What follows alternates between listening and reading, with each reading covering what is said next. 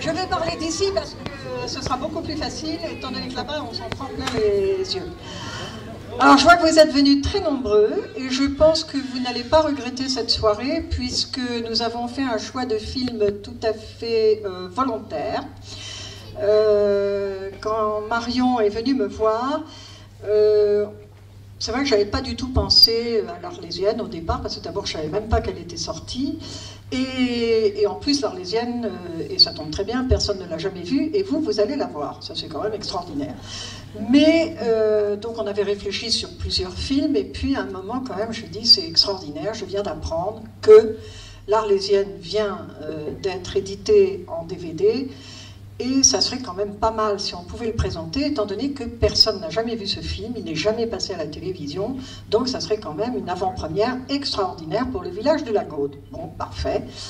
Et puis, donc on reste en contact avec Marion, et on échange quelques mails, et elle me dit, vous savez, normalement il y avait la conseillère générale qui devait venir, mais elle ne peut pas venir, et elle va être représentée par un monsieur Pégurier. Ah oui, tiens, ça me dit vaguement quelque chose, mais bon. Mais elle me dit c'est extraordinaire parce que c'est le fils d'un comédien qui a joué dans l'Arlésienne. Alors ça, encore plus extraordinaire parce que très franchement, il y a très peu de gens aujourd'hui, il en reste très peu, à part Michel Morgan, qui ont tourné avec mon grand-père. C'est très très rare, donc moi je suis toujours ravie de rencontrer des gens qui ont pu tourner avec mon grand-père. Donc elle me dit extraordinaire. Alors, effectivement, on va parler de l'Arlésienne. L'Arlésienne, c'est un film qui a été tourné pendant la guerre. Bien sûr, tout le monde connaît l'histoire. Il y a une magnifique musique aussi de Bizet, que vous verrez, interprétée par un très très grand orchestre, donc ça c'est merveilleux.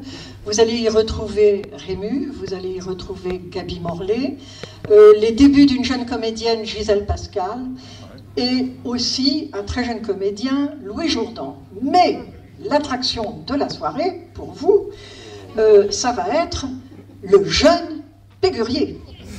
Et alors, nous avons la chance quand même d'ici avoir tous les représentants, enfin, grand nombre de représentants de la famille Pégurier, Madame Pégurier, les deux fils, Simon et Laurent. Donc, je crois que c'est Simon qui nous dira quelques mots sur son père. Et il y a quand même quelque chose qui est frappant, parce que moi j'ai regardé le film il n'y a pas très longtemps, hein, j'étais tout à fait comme vous, je ne connaissais pas du tout ce document, j'ai pris un grand plaisir à le visionner. Mais là, si M. Simon Pégurier veut dire qu'il n'est pas le fils de son père, c'est absolument impossible. Alors là, vous allez voir, il y a une ressemblance extraordinaire. Donc s'il y avait un défaut sur la copie, il peut le remplacer immédiatement. Voilà, donc je ne vais pas vous retenir plus longtemps. Je vous remercie d'être venus aussi nombreux, parce que c'est merveilleux. Mais je vous dis, vous êtes très gâtés. Vous êtes les premiers à voir ce film comme ça, en plein air, en plus dans des conditions exceptionnelles.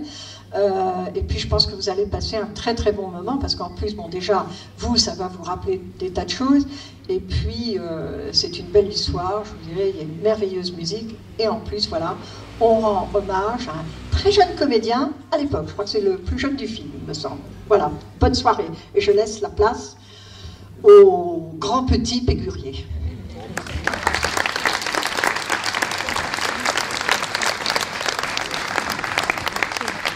Merci. Laurent, tu veux me rejoindre? Il n'y a pas de raison que le seul fils Pégurier soit là, donc je vais me faire accompagner de mon frère, je me sentirai moins seul.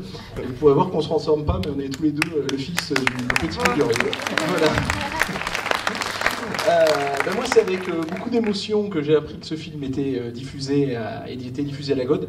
Quand le service du protocole m'a prévenu, effectivement en tant qu'élu, mais j'ai tout de suite envoyé un mot à Michel en lui disant écoute Michel, je ne sais pas si tu fais exprès, mais en tout cas c'est quelque chose qui me touche vraiment, parce que effectivement ce film de 42 dans lequel a joué mon père est un film que j'ai découvert il y a 6 mois.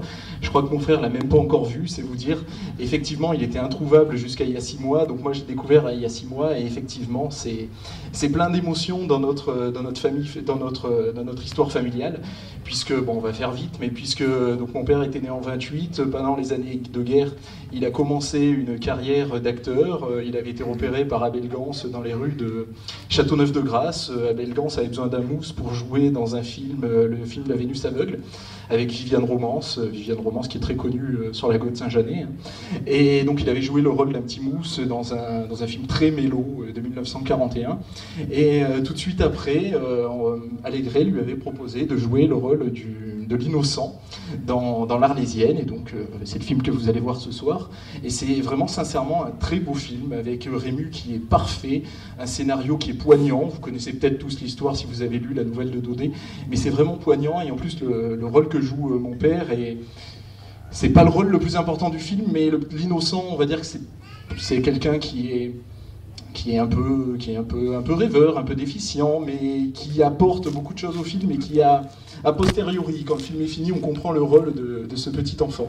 Donc il a joué dans l'Arlésienne en 1942, tout de suite après ça s'est enchaîné sur L'assassin implore la nuit, un polar qui a beaucoup marqué les Vansois, qui m'en parlent encore souvent, puisque effectivement je suis le clone de mon père, vous allez vous en rendre compte, et les Vansois m'en parlent assez régulièrement, et notamment d'une scène où il chute, oui, il est en train de tomber d'un ravin. Et on m'en parle beaucoup de cette scène. À l'époque, on était encore en zone libre, je crois. Ensuite, on a été en zone occupée, puisque nous sommes en année de guerre. Et donc, la carrière s'est un peu arrêtée suite à ça. Ensuite, c'était plus un enfant, c'était un grand adolescent. Donc, sa carrière de cinéma s'est un peu arrêtée comme ça. Il a continué à faire du théâtre. Il a notamment joué Poil de carotte.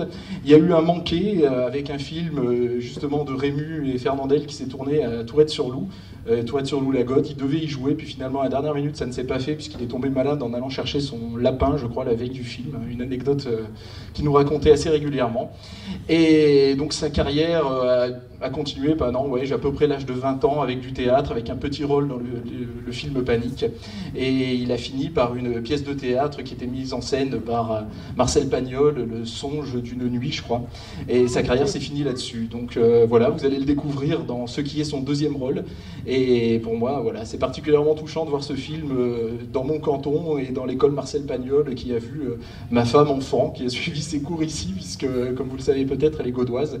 Et puis, ça me fait aussi plaisir qu'il y ait beaucoup d'amis, et notamment Jean-Baptiste Trotabat, qui était un ami très très cher de mon père. Et donc, sa présence ici me touche beaucoup. Voilà, je vous souhaite une bonne séance. Papa, mais souris, on dirait que t'as...